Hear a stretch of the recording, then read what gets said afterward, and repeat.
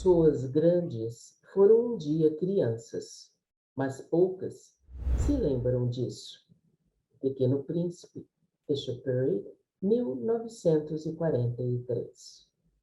Olá, internautas do Brasil e de todo mundo. Eu sou Rose Campos, em mais uma semana com muitos ecos. Os ecos do nosso meio ambiente, os ecos da nossa comunicação. Afinal, tudo que produz ecos no nosso meio, nós discutimos aqui, na nossa rádio Mega Brasil Online e nas redes sociais. E o programa Ecos do Meio dessa semana fala sobre os 35 anos do programa Curumim, um projeto criado em 1987, sendo um marco nas ações de educação não formal para crianças de 7 a 12 anos, do SESC São Paulo. Oferecido de forma gratuita em 32 unidades do Estado, o projeto movimenta cerca de 140 educadores numa jornada média de, no mínimo, 3 horas e 30 de atividades, de 2 a 4 vezes por semana. Mais de 4.000 crianças são atendidas anualmente pelo programa, que também oferece refeições e atendimento odontológico. E para comemorar esses 35 anos de muita brincadeira, porém com educação e cultura, o programa Curumim irá realizar, de 9 a 11 de novembro, no SESC Pompeia, uma jornada de muitos diálogos com educadores e pesquisadores brasileiros e internacionais. A jornada Curumim, Educar para a Convivência e a Cidadania. Para falar mais sobre o assunto, o programa Ecos do Meio recebe a pedagoga, especialista em gestão da cultura e assessora técnica da Gerência de Estudos de Programas Sociais, no Núcleo Infantil e de Juventude do SESC de São Paulo, Maria Augusta Araújo. Olá, Maria Augusta, como vai? Bom dia, Rose, estou bem, obrigada. Bom dia aos internautas, a todos que nos acompanham aqui nesse momento. Maria Augusta, falar sobre programa de educação, inclusive hoje, no último dia aqui de outubro, numa semana que promete tudo, enfim, né? Tivemos aí mudanças de política, estamos entrando no mês da consciência negra, então falar de educação é um presente. E por isso eu gostaria, apesar de eu já ter dado toda essa abordagem no sentido da importância do programa, que você falasse um pouquinho mais desses 35 anos de atividades desse projeto Curumim, como ele nasceu e a importância nos dias de hoje e para a continuidade do mesmo. Claro, com prazer. É importantíssimo falarmos sobre educação e o Curumim, como você bem disse, é um marco da ação educativa do SESC São Paulo no Regional São Paulo.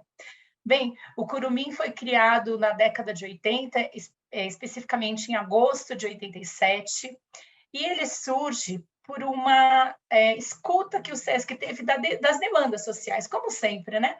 Então, a partir de observação da sociedade e do momento, daquele contexto que se desenhava na década de 80, o SESC cria o programa Curumim. E que contexto era esse?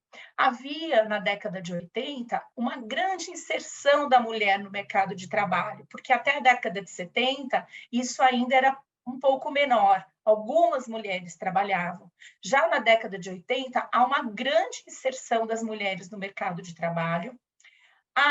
Se desenham novas famílias onde a mulher se torna mãe solo. E também a falta de seguranças e espaços públicos para que as crianças pudessem brincar.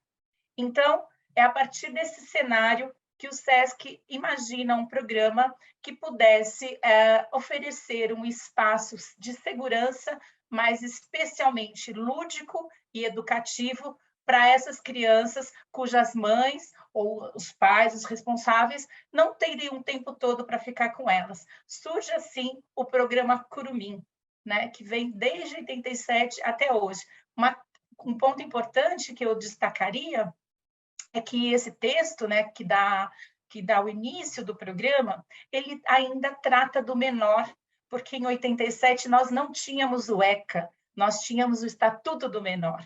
E o ECA é realmente um marco que garante os direitos das crianças, dos adolescentes e dos jovens. Então, é muito importante ressaltar isso para que a gente possa cada vez mais olhar para o ECA e entender que ele é, de fato, um marco civilizatório. E para a gente entender um pouquinho ainda melhor, como é que se dá essa interação desse programa com a escola? Certo. Ótimo. Bom, acho que é importante dizer para quem aqui nos acompanha, Rose, que o Curumim, para quem é o Curumim? O Curumim é voltado para crianças de 7 a 12 anos, tá? Nós temos critérios de acesso ao programa. O programa não é para qualquer pessoa, né? Nós temos critérios de acesso que acho fundamental que nós possamos colocar aqui. Quais são eles? São 3 únicos critérios. Bom, eu vou chamar de associado, porque para o SESC, quem tem a carteirinha do SESC, para nós se chama credencial plena, mas para ficar mais fácil, primeiro lugar, são as pessoas, né, os associados de baixa renda. E o que significa baixa renda? Até 3 salários mínimos por família. O segundo lugar, os associados que são funcionários, que trabalham na comércio, bens e serviços, porque essa é a função do SESC. E, em terceiro lugar, pessoas não associadas de baixa renda, que também recebam até 3 salários mínimos por família. Então, estas são as opções para que uma criança possa entrar no Curumim, né?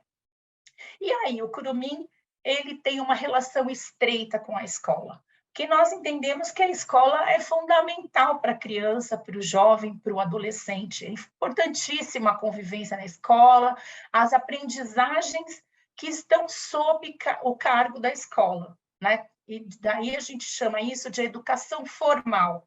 Educação formal por quê? Porque existe um currículo pré-estabelecido, um currículo nacional que norteia as escolas da primeira série ao 9º ano, dizendo o que aquelas crianças naquela faixa etária devem aprender em português, matemática, estudos sociais, enfim, né? Então, e aí o Curumim, ele vem no contraturno, ou seja, naquele momento que a criança já não está mais na escola, ela pode estar no Curumim. E é muito importante que nós nos relacionemos, que é uma troca, né? Escola, Curumim, Curumim, escola. Por quê?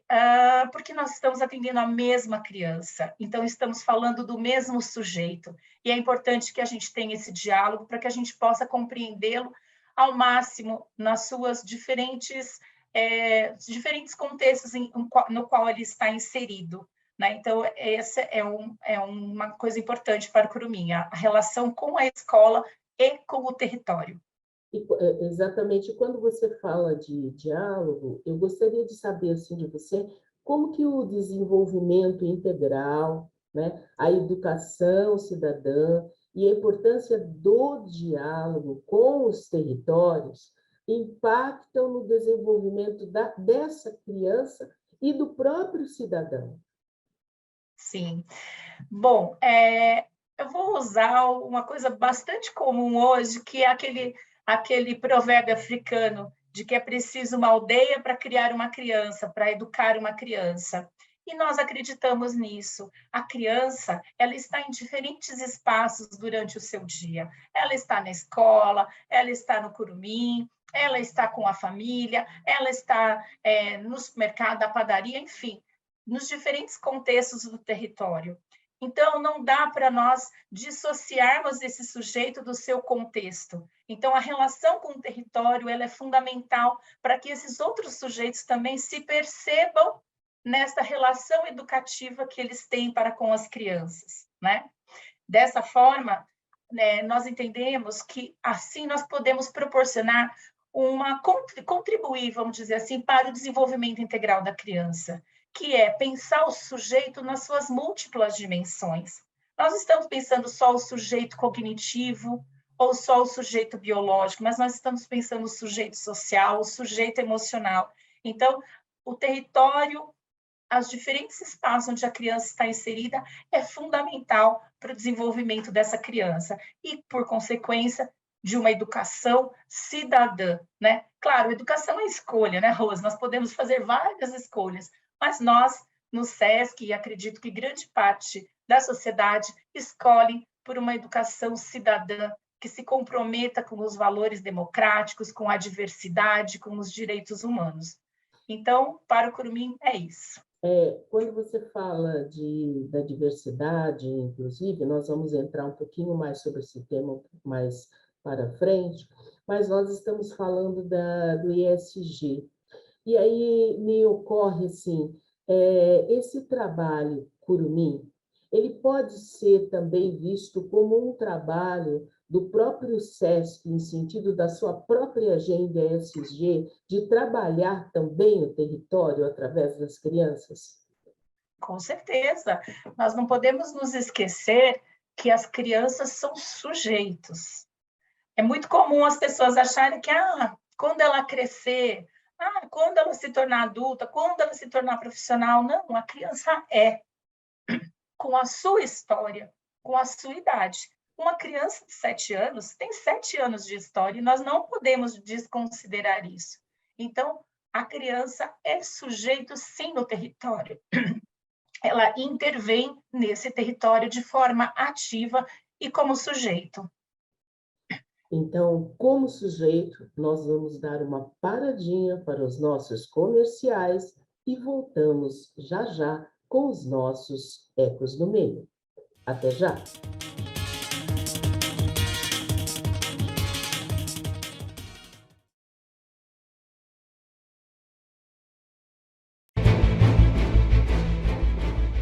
A Mega Brasil entra em conexão internacional para debater e analisar a comunicação, a pandemia e os efeitos do coronavírus na sociedade. Conexão Internacional é um programa que traduz diferentes realidades a partir da análise de jornalistas baseados na Europa e nas Américas. Rosana Dias, do Canadá, Maria Luísa Abbott, do Reino Unido, Sandro Rego e José Gabriel Andrade, de Portugal, e Santiago Farrell, da Argentina, formam um time nota 10 de comentaristas comandado por Marco Antônio Rossi.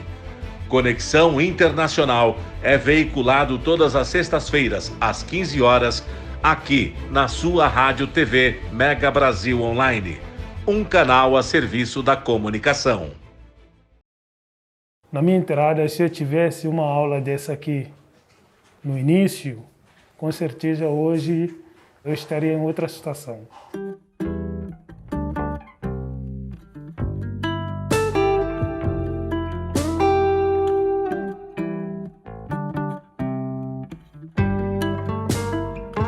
Então, a primeira coisa, a gente quer aumentar as chances de vocês no mercado de trabalho. Desde que eu cheguei em São Paulo, eu procurei o ADOS e como eu tenho vindo aqui frequentemente, eu procuro de emprego e regularização, pegar os documentos na Polícia Federal, etc.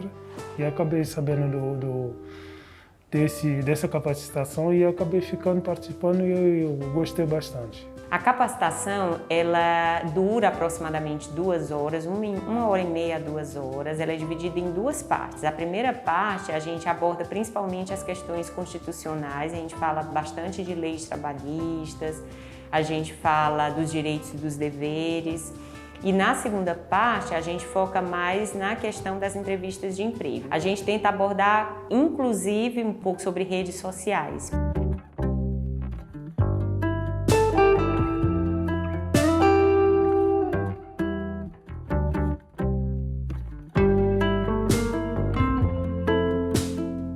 Eu vi o quanto a gente é leigo nessa parte de lei trabalhista brasileira, que a gente somos estrangeiros.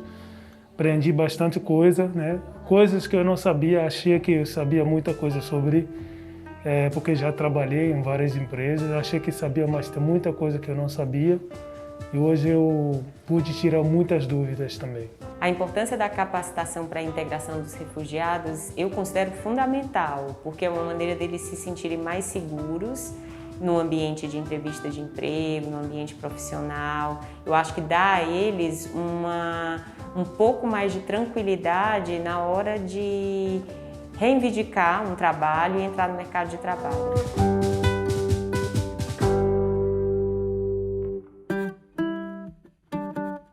Mesmo no cenário de pandemia, a gente ainda conseguiu se reinventar e conseguir levar adiante nosso trabalho com bastante contratações, e isso motivou bastante a gente em não desistir ou minimizar nossos esforços no período de pandemia.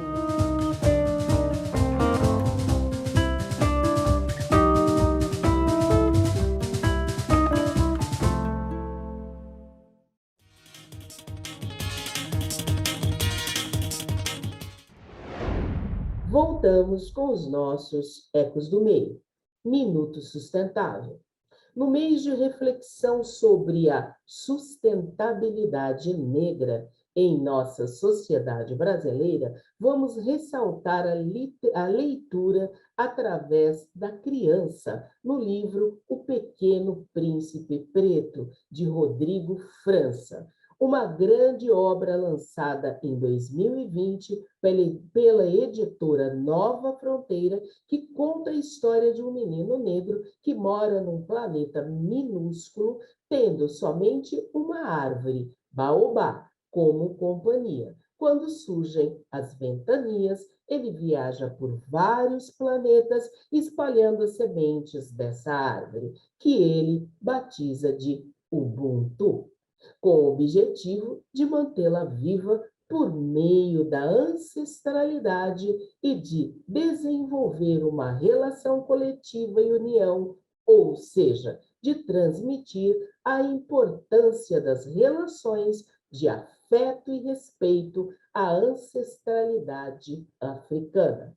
O livro tem pontos em comum com a obra de Exupéry, a começar pelo fato de que os personagens vivem em um planeta apenas com uma árvore, mas a visão sobre elas é outra, onde a baobá, um elemento da natureza com forte simbologia para a comunidade negra, é uma aula de como os que vieram antes de nós são fundamentais para a nossa identidade. Como pode existir o hoje, o agora, se você não conhece o seu passado, a sua origem, as suas características? Questiona o autor. E falando desse livro maravilhoso, a gente aproveita, Guta, para entrar um pouquinho na questão da jornada e trazer essa importância dessa fala, desse diálogo, até essa agenda ODS, dessa ESG, através de um mês, como nós falamos, muito importante para que a gente possa discutir isso tudo. Então, eu gostaria que você colocasse um pouco do que vai ser esse diálogo ou essa jornada nesses 35 anos. Ou seja, a jornada estará representando os 35 anos de um projeto tão importante como o Curumim, é isso? É isso, Rose. A gente está dizendo que a jornada ela vai encerrar esse ciclo de comemoração dos 35 anos. Bem, é importante dizer que essa jornada ela tem por objetivo discutir com a sociedade a questão da educação e transformação social a partir das práticas pedagógicas dos 35 anos do Curumim, né? Então, ela foi pensada a partir de projetos construídos nas unidades do SESC São Paulo, né? Nós temos uma comissão e nós desenhamos essa jornada dessa forma. As unidades nos enviaram projetos que estavam relacionados a alguns dos dos eixos do programa, né? Porque o programa tem vários eixos, que são algumas das mesas da jornada, e aí a gente foi construindo a jornada a partir disso. É claro que não vamos só discutir a prática pedagógica do Curumim, porque a gente acha que é preciso expandir o diálogo, temos outros olhares acerca desses temas, desses eixos, né? Então, a jornada ela vai ser constituída por uma roda de conversa muito interessante que abre os inícios do trabalho. Essa roda de conversa, o tema é educação e transformação social. Depois disso, nós teremos 9 mesas temáticas. Essas mesas... antes, para voltar, quem estará nessa roda de conversa? Nós teremos o professor Moacir Gadotti, que é reconhecidamente um grande educador, presidente do Instituto Paulo Freire, e nós também teremos Bárbara Carini, uma estudiosa baiana que criou a primeira escola afrocentrada no Brasil. Afinal de contas, queremos falar de transformação social, não é? Após isso, nós teremos 9 mesas que vão ser coordenadas por pessoas muito conhecidas na educação e também 2 educadores do Curumim apresentando práticas do programa e um convidado de outra instituição. Então, nós temos várias instituições convidadas, como a Fundação Casa Grande, Escola Ini, o Calunga Camará de Santos, nós temos a Gabriel Prestes de São Paulo, nós temos a Escola Rural Dendê da Serra da Bahia, nós temos a Escola Vila Verde, que é de Goiás, enfim, a gente tem vários convidados de diferentes territórios para que também as mesas apresentem diferentes realidades e não só pensar no estado de São Paulo. Então, a gente fez essa escolha, né? Essas 9 mesas terão coordenadores, como eu disse, e aí eu vou frisar, dentro de desenvolvimento integral, quem coordena essa mesa é a grande educadora, ex-secretária de Educação de Minas, Macaé Evaristo. Depois nós vamos discutir educação cidadã com o professor da USP, Dr. Roberto da Silva, que é também um grande educador. Vamos conversar sobre os diálogos com o território, com Guilherme Rios, que foi ex-secretário de Cultura e Educação da cidade de Rosário. Para quem não sabe, Rosário, na Argentina, é uma das grandes referências no mundo de cidade educadora. Temos nossa, são muitos. No horário livre, João Batista Freire. Temos na vivência de valores éticos e democráticos a professora Helena Singer. Temos no diálogo com o território Tião Rocha, o conhecido educador. Temos nos projetos temáticos o professor José Pacheco. Temos na questão da ludicidade, dos espaços e tempos de brincar, Adriana Friedman. Enfim, é um time de pessoas bastante reconhecidas que vão nos auxiliar, vão coordenar as mesas para que a gente possa refletir acerca desses temas. Quando vocês trazem, por exemplo, o Guilherme Rios, como você já falou, a Helena Singer, né? José Pacheco, né? Que é de Portugal e é o fundador da Escola da Ponte, inclusive, o que vocês... perguntar o que vocês pretendem é uma coisa quase que irônica, mas como é que vocês pretendem que esse diálogo se encontre e traga novos olhares, novas visões para a educação que vocês mesmos estão projetando e paralelamente, ajudar na educação formal da nossa sociedade? Olha, Rose, a ideia de ter essas pessoas é de que, primeiro, que são pessoas reconhecidas no campo da educação, nível nacional e internacional, Segundo, porque tem experiências singulares, você falou do professor José Pacheco, que foi o criador da Escola da Ponte, mas tem outros grandes projetos, inclusive no Brasil, como o Âncora, por exemplo, né? Então, a ideia dessas mesas é que eles possam nos ajudar a refletir sobre isso a partir das práticas do programa Curumim e das instituições convidadas. Então, as práticas do Curumim e as instituições apresentam um trecho do teu trabalho, uma parte do trabalho, e eles vão dialogar, fazendo esse diálogo, essa costura.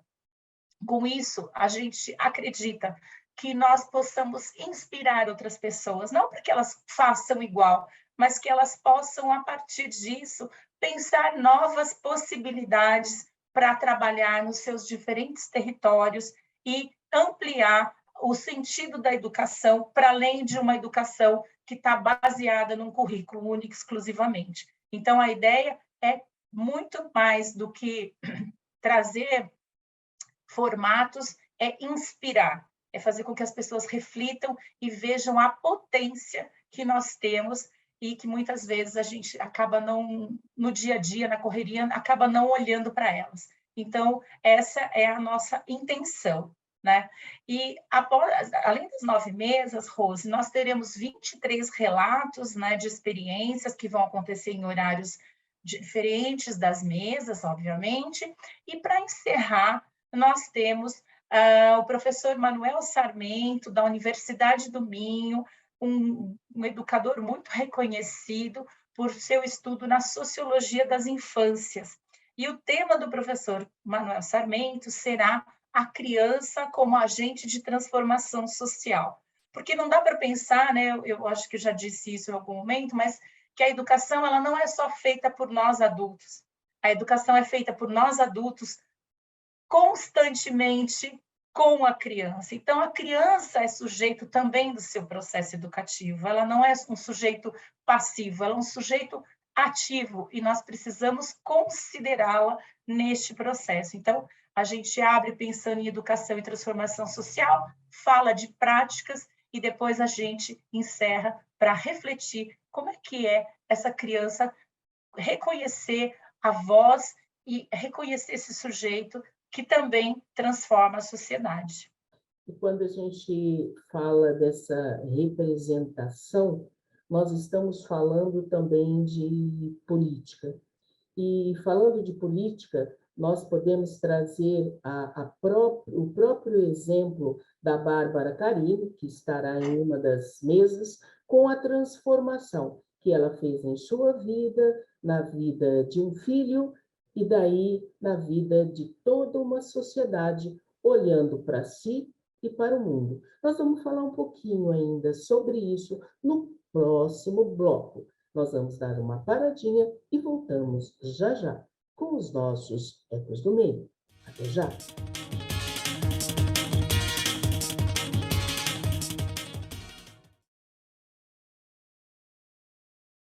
Oi, pessoal! Gente, eu sou Paula Oliveira e sou uma das embaixadoras da diversidade do Instituto ADOS, que é uma organização da sociedade civil que apoia refugiados e outros imigrantes vítimas de migrações forçadas. Mas eu tô aqui para dividir uma experiência com vocês. Quem aí já pensou em ressignificar a data do seu aniversário? Olha, imagina que legal. Você, em vez de ser presenteado, você vai presentear. Vai presentear principalmente quem está precisando de ajuda nesses tempos tão difíceis. Olha, na plataforma Presente Solidário, você pode criar uma campanha de arrecadação e transformar os seus presentes em doações para os projetos do Instituto ADOS.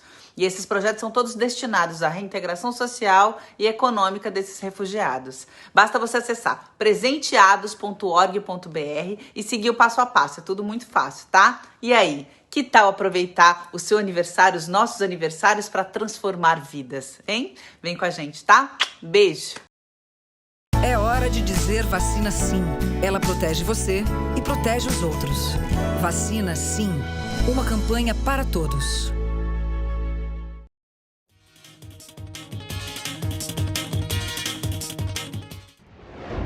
Voltamos com os nossos Ecos do Meio. E nós estávamos falando justamente sobre a Bárbara Carilli, terminamos uma fala. A Bárbara Carilli tem uma história bastante interessante, que vai ser contada a importância dela, e ela fala muito sobre a questão, os aspectos da branquitude, enfim, eurocentrismo, tal, na educação, né? E a dimensão disso num currículo escolar. Você vai poder explicar isso mais, mas ela fala desse existencial, dessas dimensões de esferas, de poder, e aí nós também estamos falando de política. Então, eu queria encerrar, inclusive, esse último bloco que nós estamos, para falar da importância dessa ocupação do território através da criança, e da política, dessa política sadia que nós temos que desenvolver com a criança, Guta. Verdade, Rose. Olha, a Bárbara tem uma experiência incrível que eu espero em breve poder conhecer pessoalmente, que é a Escola Maria Felipa, que eu falei lá no começo do primeiro bloco, que é uma escola afrocentrada, ou seja, que o currículo é afrocentrado. Eu não conheço a escola, infelizmente ainda não, mas irei. Eu acredito que é fundamental que as crianças, que elas possam ter as suas referências colocadas como importantes. Não é só quem descobriu o Brasil, mas quem vivia aqui no Brasil também. Não é só aquele que escravizou, mas como é que aquele que foi escravizado saiu daquele lugar e se coloca na sociedade de hoje. É preciso pensarmos que as crianças, elas são a nossa sociedade e nós precisamos que a educação seja referenciada para elas, que elas se reconheçam na educação, né? Um exemplo bem interessante recentemente, que não tem a ver, mas que faz muito sentido para mim, foi o lançamento da Pequena Sereia Negra, né? Você viu o sorriso das meninas quando elas olhavam para aquele ainda trailer do filme e elas se reconheciam naquela... Mas ela é negra! Sim, e qual é o problema de uma pequena sereia ser negra, né? Então, de fato, o eurocentrismo ele está em toda a sociedade, não só na educação. E precisamos romper essas barreiras. E como romper? Com o envolvimento das crianças, dos jovens, porque eles são a nossa futura sociedade. E se nós queremos mudar a sociedade, nós precisamos começar pelas crianças e pelos jovens. E falando em política, né, não a política partidária, mas o entendimento de que política é tudo que nós fazemos na nossa vida, a nossa vida é política. Eu acredito que é muito importante iniciar esse processo desde a infância. E, se você me permite, Rose, eu vou contar a experiência do Curumim em 2019. Nós estávamos no processo de escrita do texto do programa, que, inclusive, será lançado no dia 9 de novembro, na Jornada Curumim. E fizemos um movimento bastante grande e eu considero um movimento muito interessante porque foi absolutamente dialógico, não era possível, quando o Curumim tinha 30 anos, sentarmos meia dúzia de pessoas e escrevermos um texto. Era preciso envolver todos os sujeitos que faziam parte dessa história. Se não 30 anos, 20 anos, 15 anos, 10 anos, não importa. Então, num movimento dialógico de mais de 3 anos, nós desenvolvemos esse texto com a mão dos educadores, dos técnicos, dos supervisores, diferentes pessoas que estão na instituição e que têm o seu olhar para o Curumim. Bom, esse movimento foi feito e em 2019 a gente entendeu que não era possível escrever um texto sobre o Curumim apenas sobre a visão do adulto, daquele que trabalha com a criança, mas era preciso ouvir as crianças, o que é o Curumim para as crianças? E dessa pergunta, foi criada o que nós chamamos de Conferência Curumim. Para tentar ser sintética, a Conferência Curumim tinha por objetivo ouvir as crianças como elas viam o Curumim, o que elas não gostam do Curumim, o que elas gostam do Curumim e como elas se sentem no Curumim. Foram 4 perguntas. E as 33 unidades onde o programa estava implantado, elas tiveram liberdade para criar os seus processos, porém haviam premissas. Que premissas são essas? Primeiro que a premissa era de que não era apenas pela escrita, porque se a gente faz um processo onde só quem tem bastante habilidade na escrita e na leitura, a gente retira outros sujeitos, as crianças menores. Então, era preciso pensar processos educativos que trabalhassem diferentes linguagens para que as crianças também de outras faixas etárias pudessem opinar. Também nós trabalhamos o conceito de representatividade, de escolha, porque isso é parte da nossa vida, mas é parte da nossa vida política, né? Então, as unidades, todas as unidades fizeram um processo bastante interessante e construíram o que era a Carta Curumim da unidade. Então, por exemplo, a Carta Curumim do Pompeia, a Carta Curumim do Ipiranga, de Piracicaba, de Taubaté, de todas as unidades. E depois, nós pedimos que as unidades fizessem um processo de eleição. Mas não era só colocar as crianças ali. As crianças tinham que criar suas campanhas. Por que eu devo ser um representante do Curumim?